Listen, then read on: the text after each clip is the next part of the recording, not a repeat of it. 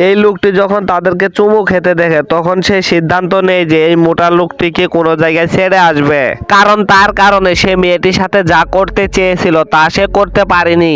তারপরের দিন সে এই মোটা লোকটিকে একটি জনশূন্য জায়গায় ছেড়ে আসে। তারপরে তার অনুভব হয় যে কাজটা সে ঠিক করছে না, তাই সে মোটা লোকটিকে তার ঘরে নিয়ে আসে।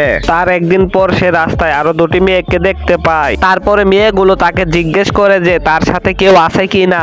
তখন লোকটি মিথ্যা কথা বলে যে আমি একা, কারণ তখন ওই মেয়েগুলোর সাথে যে কাজটি করতে পারেনি সে এখন এই মেয়েগুলোর সাথে সেই কাজ করতে চায়। আর তখন সে বাড়ি গিয়ে তার স্ত্রীকে বলে যে সে রাত্রে ক্যাম্পিং করতে যাচ্ছে। তারপরে সে এই লোকটি মেয়েদের সাথে খাবার খেতে থাকে এবং তাদের সাথে আনন্দ ফুর্তি করার চেষ্টাও করে। তারপরে তারা ঘুরতে বেরিয়ে পড়ে, আর এইদিকে লোকটির স্ত্রী তাকে সারপ্রাইজ দিতে চায় এবং সে তাকে খুঁজতে বেরিয়ে পড়ে। বন্ধুরা, পার্ট 6 দেখার জন্য এই ভিডিওটি একটি লাইক আর চ্যানেলটিকে একটি সাবস্ক্রাইব করে যাবে।